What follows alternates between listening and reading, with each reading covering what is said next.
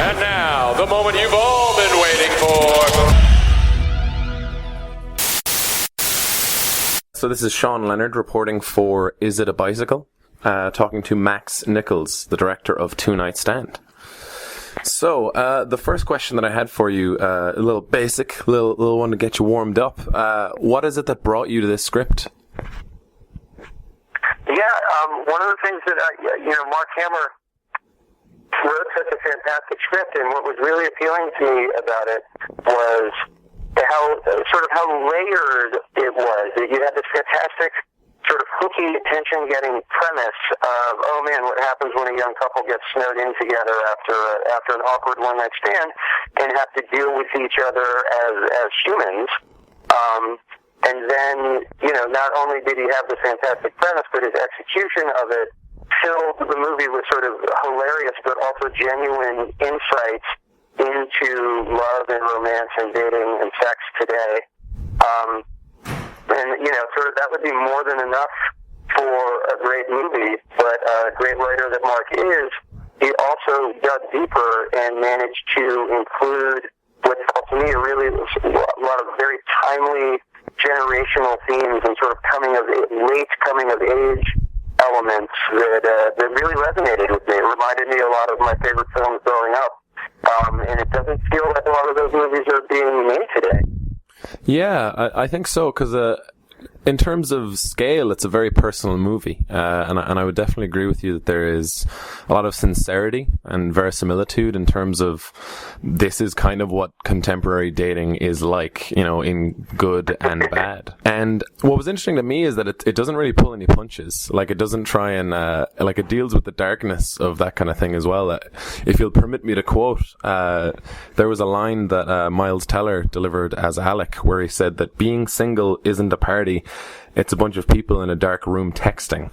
Was it important to you to have that, both sides of that in the movie? Yeah, it was. In that, finding there's a lot of exciting things about the sort of whatever quest you're on. Whatever you're on, whether you want a fun girlfriend or boyfriend for a summer, or you're looking for someone to get married and have kids with, or you're hoping just to hook up for a night.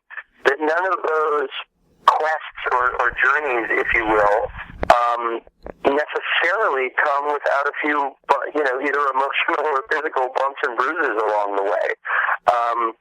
And I feel like that the real version of what that looks like and feels like and sounds like, I don't see it in film as often as I'd like to.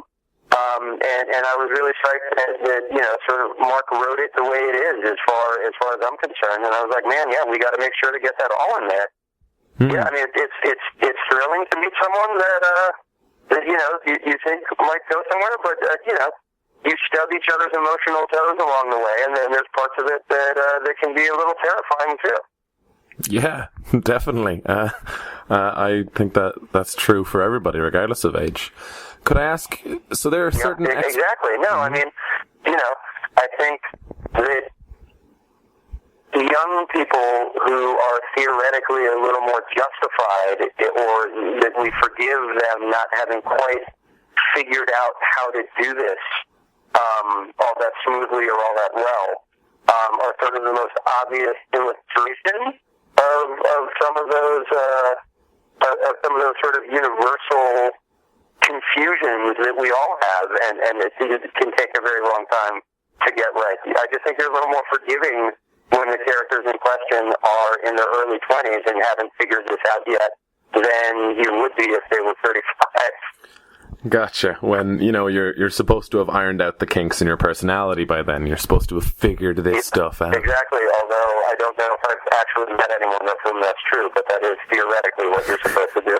That is the theory. And what's interesting is it's a very generational movie. I mean, I think that this generation comes under a lot of critique in a lot of ways for being aimless or directionless, and the movie certainly meditates on that. Was that something you were conscious of when you were filming? Yeah, I mean, I think it certainly was. I think that whatever different from one generation to the next will be a source of friction between them. And sometimes, and often, those differences are simultaneously steps in the right, what might be considered the right direction. They come wrapped part and parcel with steps that might be considered in the wrong direction. I think that, it's real easy to look at the last few generations of adults who, and their relationship to conventionally defined ambition or accomplishment, and have a hard time figuring out, reconciling that with the world we live in today and the actual opportunities that are in front of people in their 20s. So, I don't in any way fault Megan or Alec for some of the questions they ask or some of the things they don't quite buy into. And they're young enough that I think it makes a lot of sense that they're questioning, but they haven't quite provided their own answers yet. Yeah, I think that makes sense to me. So there are certain expectations when it comes to romantic comedies in terms of plot and structure, in terms of endings. Is that something that was difficult for you, or is that something that you had been aware of previously? I mean, I think that to whatever degree a film, falls within a specific genre, that the nature of genre to begin with isn't necessarily what you're doing, but how you do it. Mm-hmm. There are amazing war movies and terrible war movies, and they both sort of follow the similar roadmap. It's true of any genre. So one of the things I loved most about Mark's script was that, yes, it was in a way that was not too linking. It was conscious of genre and conscious of some of the conventions of romantic comedies, and that in places it played right into it in what I considered to be smart, fresh, inventive ways, and then in other ways it has a little fun, taking the piss out of some of those conventions in a way that I found really satisfying. Yeah, lampshading it. Yeah, I think I would agree. And one quite original thing that I found with the movie, which I didn't realize going in, but it's very obvious from just the opening shot and scenes, it's told essentially from a female perspective, from Megan's. And was that something... That was something that was just quite fresh and almost surprising, I think, coming from, movies nowadays written by a guy and directed by a guy. Yeah, I mean that was definitely one of the things that I found really compelling was that Megan, even from my first read, reminded me of some of my closest female friends, smart, funny, sarcastic, but also that both Megan and Alec both receive a sort of warts and all handling it within the story was really refreshing to me. I was like, man, this reminds me of the people I actually know, and yes, particularly the super fun, cool young women that I know who don't necessarily. Yeah, I mean that pretty much says it. Yeah, no, I completely agree. I kind of feel bad now for anyone who gets to see this movie and then has to be compared with Miles Teller and Annalise Tipton being incredibly funny and attractive. I'm going to have to safeguard certain people from the film, I'm sure. Can I ask, what was it like? How lucky did you feel seeing and getting to have their chemistry recorded on film? Because it can so often go wrong with romantic comedies. No, that's really true, and I'm thrilled to hear you say that. I mean, it was one of those things where, as you point out, it really is true. I mean, obviously, it's a story very much about both of them, but to whatever extent it's primarily about one versus the other, it is maybe a little bit more Megan's story. So that it felt very important to me to find Megan first. And of all the wonderful qualities that character has, the most elusive one, I think, is the degree to which Alec feels, man, I've never met a girl like this before, and if I let her get away, I'm never going to meet another one. And there are a lot of wonderful people in the world, but not necessarily ones that you feel, God, I've never met anyone like this before, you know, who are that singular, that distinct.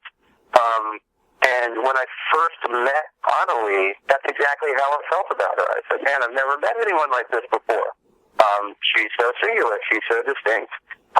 So she immediately just leapt out at me. It was like, God, this is our Megan.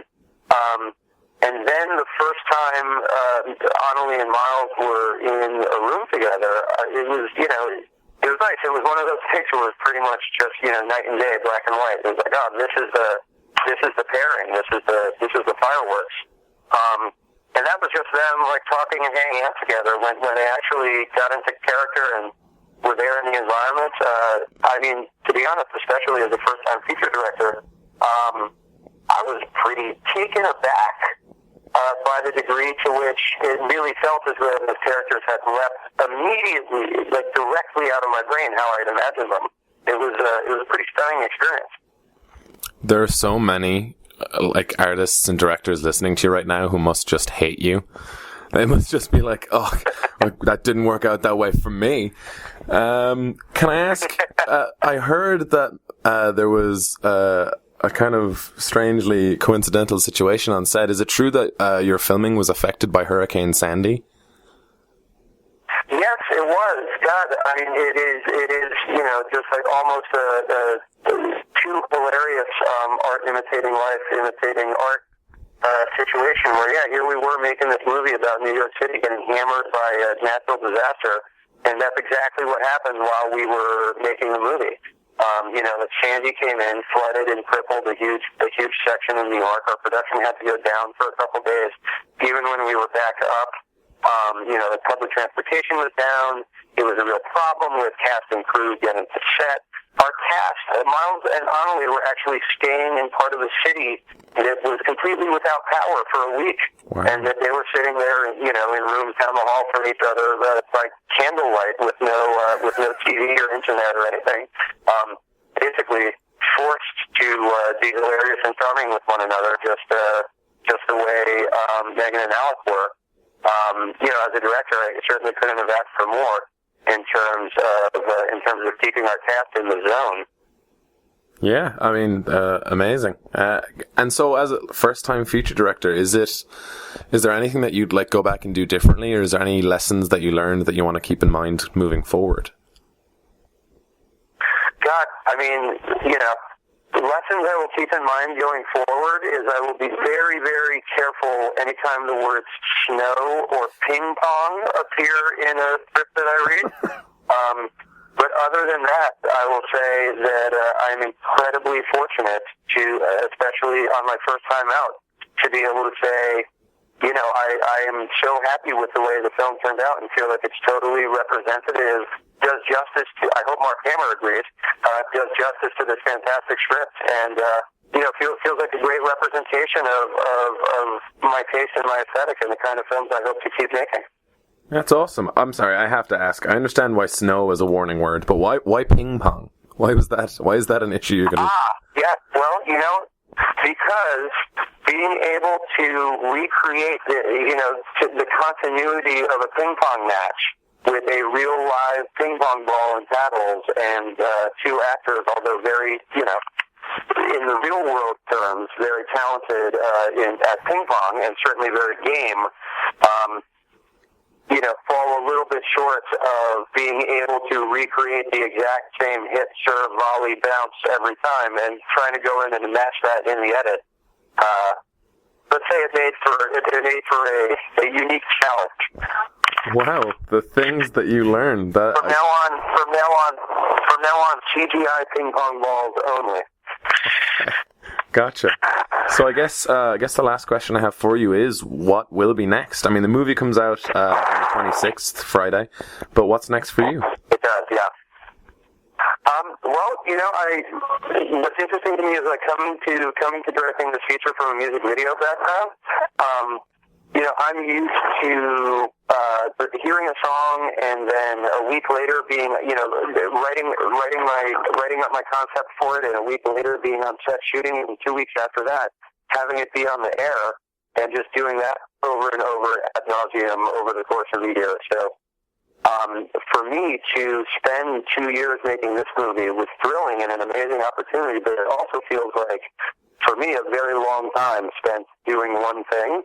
So I'm kind of thrilled to be back in music video world right now, knocking out a bunch of little short ones for a while I wait for something as special as Two Nights at Kent to come along again. Okay, Fingers gotcha. crossed. Yeah, I mean, I'm hoping. I don't know whether I want you to try new stuff or do the thing that I like that you do again and again. But that's pretty great. I'm glad that it worked out for you. I should be so lucky. Thank you. Yeah.